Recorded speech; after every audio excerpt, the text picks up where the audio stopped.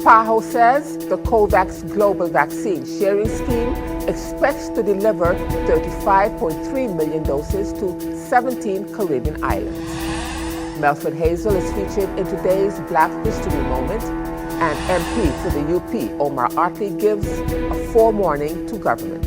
Those are the headlines for Friday, February the 5th, 2021.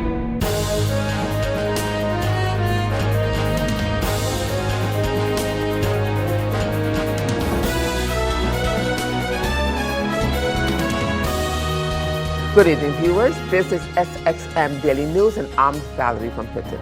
Thank you so much for joining me this evening. And as usual, we have a full newscast for you, so let's get started. In our first story, the public meeting of Parliament, which was adjourned on Tuesday, February the 2nd, and was reconvened on Wednesday, February the 3rd, to discuss several draft national ordinances and the vote on the amendments on the temporary national ordinance reducing the vacation benefits and the right to vacation hours, as well as a reduction of the overtime hours. Member of Parliament for the UP party, the Honourable Omar Artley, gave a forewarning to the government. The Member of Parliament said that if this law is passed, he will not accept it because temporary is not permanent and because we have a tendency of starting but not finishing. This has to stop now. If this law is passed, he will not accept starting and not finishing. Not really call this a speech. I would like to call this a forewarning to the government. Temporary. It means lasting for only a limited period, not permanent. I will repeat, temporary, lasting for only a limited period, not permanent. Reason I say this, we have a tendency of starting and not finishing. But this has to end today. This has to end now. You see, if this law is passed, I will not accept starting and not finishing. You see, Minister of Finance, the salary exemption was a big plus. The salary exemption made me realize the work that you have put in. The riots that we are seeing in Aruba, Curacao, make me realize the work that you put in. Salary exemptions was a big plus. But the words "for now," Minister, scares me. It scares me, I have to say. I too will not accept "for now." I listened to the Prime Minister speak earlier, and I had a bit of relief when you spoke and mentioned 2022. So you do have a goal. It may not be reached, it may be reached, but it made me feel good that you do have an end goal in mind. That made a big difference for me. But the deal breaker, and I would like the Minister of Finance to answer this question, or the Prime Minister, the deal breaker, if I will support this law, is this. I've heard my colleague ask, if the law is revoked for Parliament and ministers, parliamentarians and ministers, will the salary go back? And I've been told we would have to reevaluate. What I need to know, if this law is revoked, will the civil servants go back and receive their perks again? That is very important. I don't have to go over the whole importance of us making this decision. I really, in my heart, believe, Prime Minister, this is not something you woke up and want to do. As a matter of fact, you work with the civil servants. They know where to find you. So I don't think this is something that you wanted to do. One of the most important things that you have said is you admitted yesterday who feels it knows it. You have admitted that you sat on this side of the bleachers and pound on prime ministers and pound on ministers, but who feels it knows it. I can't judge you based on COVID-19. This is the worst time ever. None of us ever seen it. When we campaigned, none of us saw COVID coming. We prepared for hurricanes. We can prepare for whatever. None of us saw COVID coming. But what I can judge is the ability of the government to make St. Martin bounce back. The ability of the government to make St. Martin survive. And thus far, we have a Minister of Finance and the rest ministers that kept us afloat, that we have not sunk. You said it yesterday. When we reached half of our coffers, you guys took it as we have zero. And that was impressive. You didn't wait until the ship has sunk. Meanwhile, Member of Parliament for the National Alliance, the Honourable Solange Duncan, asked if we do have a shared love for St. Martin, what are we supposed to be doing right now to contribute to a continued development, especially in a time of crisis? She said she is talking about everybody, including Parliament. And so I have to ask, if we do have a shared love for St. Martin, what are we supposed to be doing right now to contribute to her continued development, especially in a time of crisis?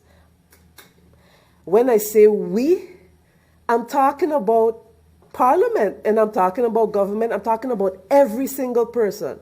Because we seem to have a tendency to use only the right to question government.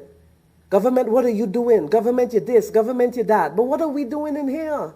Is every MP asking themselves, am I doing enough for my people? No. That is my concern, honestly.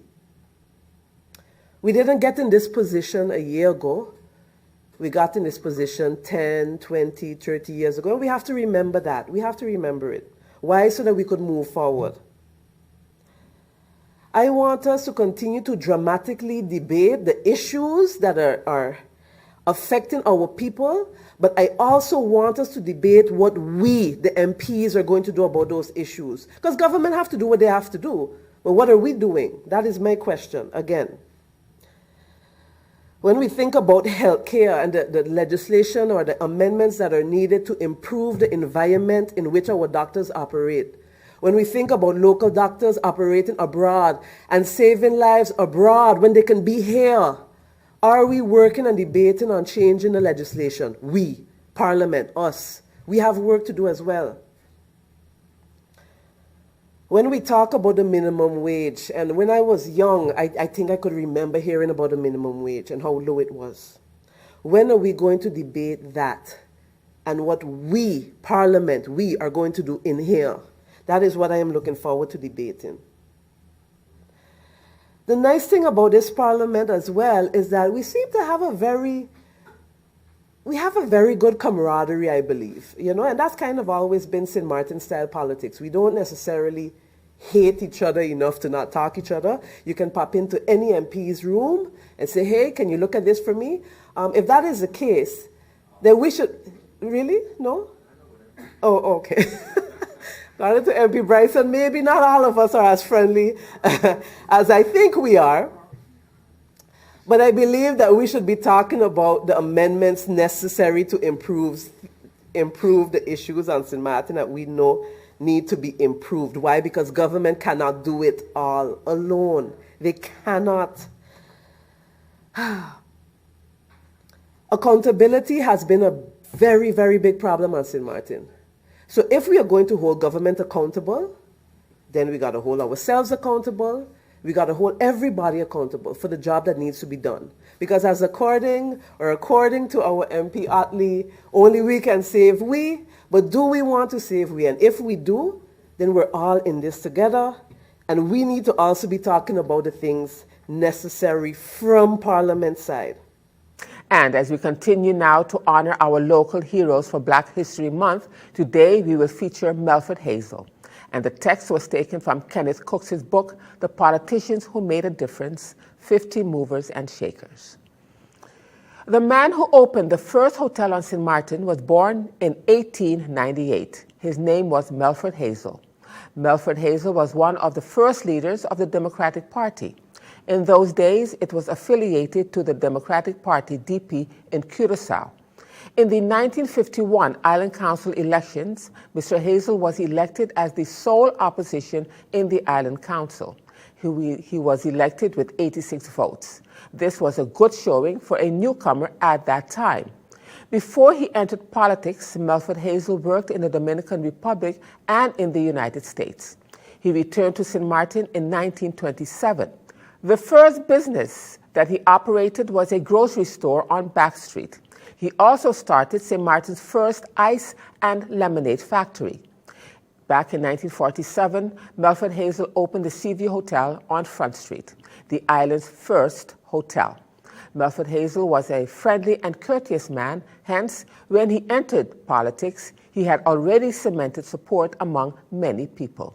His term in the Island Council was short. However, he consistently urged members of the Island Council to control the economic development of St. Martin, and at the time, tourism was beginning to slowly develop, and he wanted the political leadership to be cautious in their planning of projects. In 1955, Melford Hazel ran on the NVP for the Island Council elections, but by then, Clem LaBega and Claude Watty had taken over the DP party. Mr. Hazel was number 1 on the party's list. His votes decreased from 89 to 36, and after this, he decided to concentrate on his businesses more. Melford Hazel tried to convince many to imitate him by owning businesses. He also wanted people to stand up for themselves whenever they face oppression. Mr. Melford Hazel died in 1989. And still to come, PAHO says that the COVAX global vaccine sharing scheme expects to deliver 35.3 million doses to 17 Caribbean islands. I'll have the details to that story and much more when SXM Daily News returns.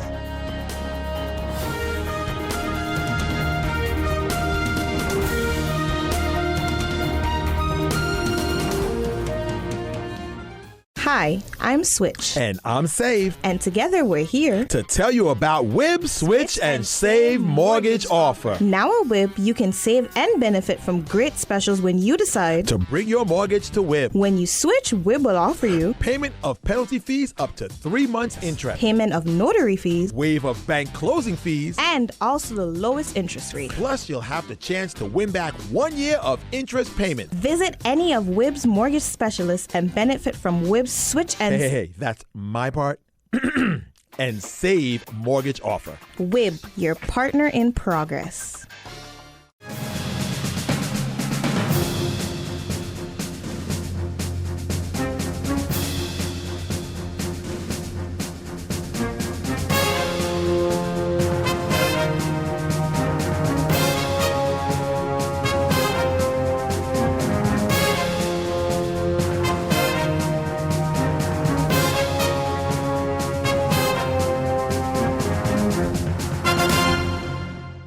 Welcome back, viewers. You're watching SXM Daily News, and I'm Valerie Van Putten. As we continue now in news out of the island of Curaçao, by decisions addressed to lenders in Curaçao and St. Martin, the Central Bank of Curaçao and St. Martin, the CBCS, has established a maximum APR annual percentage rate of 27%. The maximum APR consists of the total cost of the credit expressed as an annual percentage of the total credit amount. The maximum APR is intended to protect consumers from usurious interest rates and excessive credit costs. 4 lenders appealed this measure by the CBCS up to the highest court. On February the 1st, 2021, the Joint Court of Justice ruled in the case that 1, the CBCS had correctly tipped the balance against the appellants and other lenders and in favor of the interest of the consumer's protection, and that CBCS was authorized to determine that a maximum APR of 27% will be attached to the dispensation. 2, the effective date as amended will be June the 1st, 2021. 3, a maximum APR of 45%, which will be in effect until June 1st, 2023, is determined for loans with a term of 3 months or less. The court's special treatment of the effective date and the temporary application of a different percentage for 3-month loans is limited to the appellants concerned. The other notified lenders remain fully bound by the 27% APR cap on all consumers' loans. The court ruling has provided clarification after years of litigation. The CBCS will monitor compliance with the APR maximums both to protect consumers from excessive credit costs and to promote sound and trustworthy financial system. And as we continue now with other news, at the St. Martin Anti-Poverty Platform and the St. Martin Consumers Coalition press conference, which was held yesterday, Thursday, February the 4th, 2021, member of the SMAP, Claire Alshot, accused NVGEBE of discrimination among its customers with the announcement by GEBE of the payment plan being reintroduced. Mrs. Alshot says that it continues to be a time of hardship for many of us. However, there are many customers who had not made any attempt to take advantage of the opportunity to set up a payment plan or to make any payments. She wanted to know if there isn't any relief possible for these consumers with hardships and relief for certain seniors. NVGEBE discriminates among its customers. No relief, payment plan, or disconnection, NVGEBE announced in a press release published on Tuesday, February 2nd, 2021, that after months of suspended disconnection of its electricity and water services, the company will be resuming its monthly standard course to actions and to collect the outstanding funds.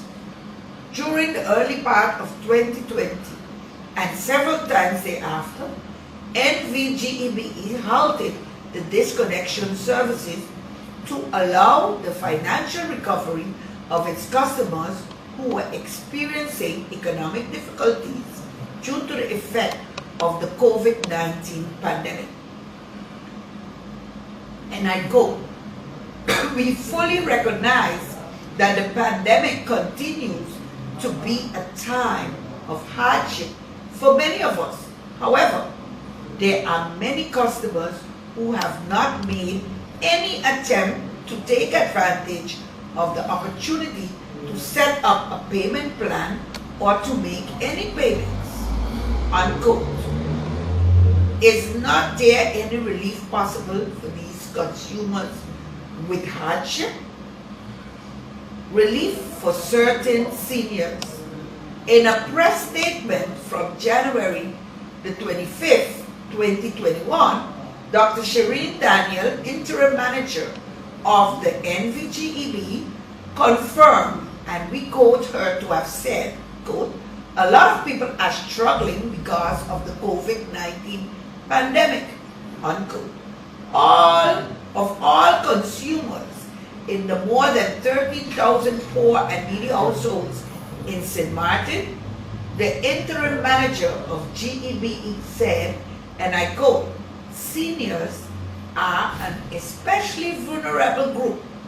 We are pleased to at least be able to provide some financial relief," unquote. She said so on the occasion of the launch of GEBE yearly senior citizen temporary relief for the 62 plus program to assist seniors with their monthly utility bills. As Consumer Coalition, we agree that a lot of seniors need financial relief because not even their recent old age pension increase took them out of poverty. But what about GEBE relief for other persons in households struggling with hardship? Only certain seniors. This program is geared towards certain eligible senior citizens, and it is aimed to reduce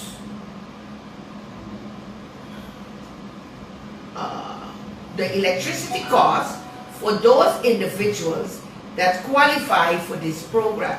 And as we continue now in more news, the Pan American Health Organization, PAHO, said that the COVAX global vaccine sharing scheme expects to deliver 35.3 million doses of AstraZeneca's COVID-19 vaccine to 17 Caribbean and 15 Latin American nations between mid-February and the end of June. The countries in the Caribbean region set to receive the vaccine are Antigua and Barbuda, the Bahamas, Barbados, Belize, Bermuda, British Virgin Islands, Dominica, the Dominican Republic, Grenada, Guyana, Haiti, Jamaica, Montserrat, St. Kitts and Nevis, St. Lucia, St. Vincent and the Grenadines, Suriname, and Trinidad and Tobago.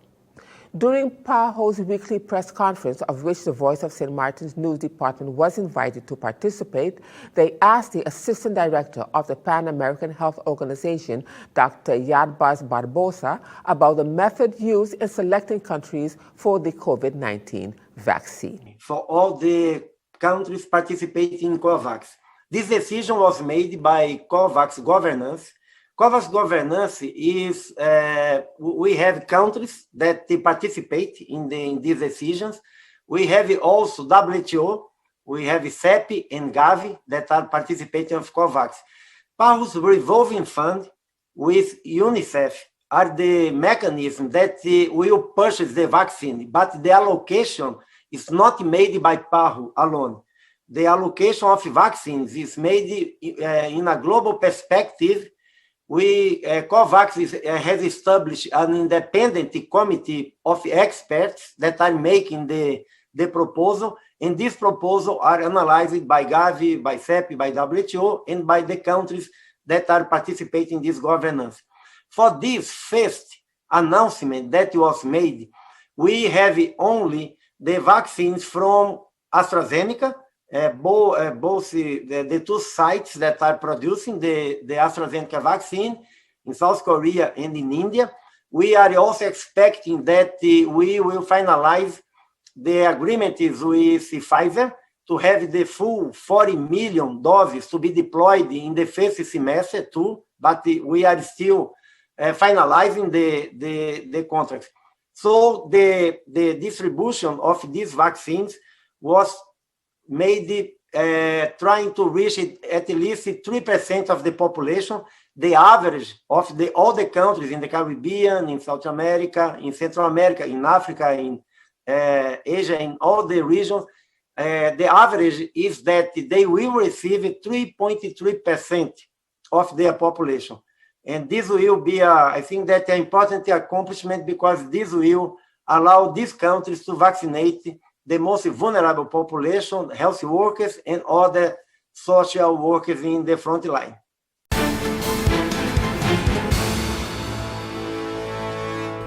Now turning to our weather forecast for February the 5th, 2021.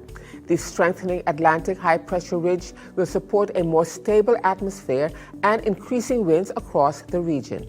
Pockets of moisture embedded in the wind flow may produce some brief showers across the local area from time to time. Hazardous sea conditions are forecast to continue for the next several days, with swells peaking up to 9 feet. Small craft operators and sea bathers should continue to exercise extreme caution. The small craft advisory remains in effect for St. Martin until further notice. So the outlook through Sunday midday, fair to partly cloudy and breezy with brief showers possible. Now let's turn to your 3-day forecast.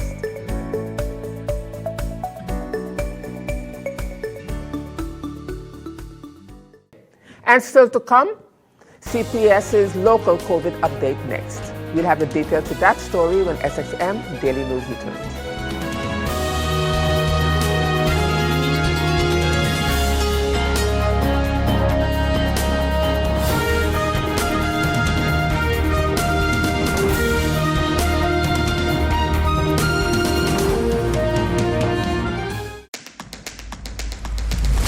The innovative Banco Matico contactless smart card. Your Banco Matico smart card is now equipped with a contactless feature for payments, so get ready to tap and go. Contactless payments are fast, easy, secure, and accepted worldwide at all Maestro-enabled contactless terminals. Tap for transactions equivalent to or less than 100 NAF, or the US dollar equivalent. You will receive notifications via email anytime you tap. Tap, tap, and pay fast. Fast with WIB. For more information, visit our website at wib-bank.net. Tap and go with your partner in progress. How are you doing this morning? Good. So, Rebecca, thank you for coming. I work as a psychologist at the Mental Health Foundation. I mainly see children and adolescents, but I also see adults. So whenever there's a crowd, that's when you're starting to feel nervous. Okay. Nauseous. Okay, it's kind of like your body. We are so used to taking care of our body. If we have a little ache in our foot, we know to rest it.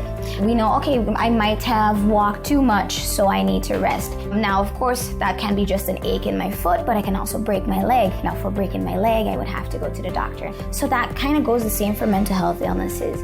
So you can come in for something little as, I'm really stressed out lately. What would you need? A little bit of rest. But someone can also come in with way more difficulties. We're not here to judge right or wrong, good or bad. Is it helpful for you? Fine. Is it not helpful for you? Okay, then let's see what we can do about it. But not a wrong nor right, absolutely not. It's a magnifying glass without judgment. Well, there's still a lot of stigma on the island, unfortunately. It's not a topic that people easily talk about, and that's a shame. They're afraid that they get judged, and there is still quite a bit of judgment. I mean, often we hear, don't go to that crazy house. Once you go in, you never go back. And it's just not true, We treat a lot of patients here, and a lot of them, we get back on their feet. Our goal at the Mental Health Foundation is for us to help you improve your life, for you to live a better, happier, and fuller life.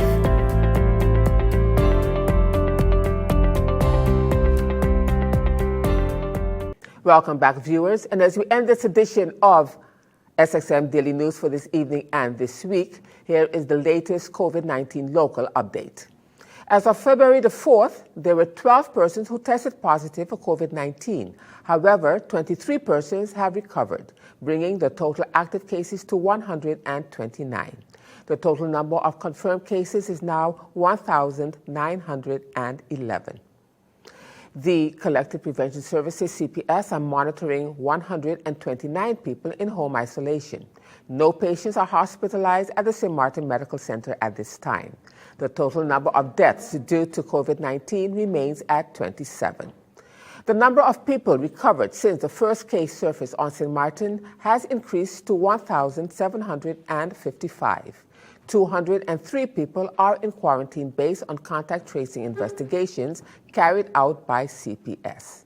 The Ministry of Public Health, Social Development and Labor, VSA, the Airport Health Team, in collaboration with the Healthcare Laboratory St. Martin, the HCLS, have tested 2,384 travelers arriving at the Princess Juliana International Airport, while CPS has tested 14,399 people throughout the community.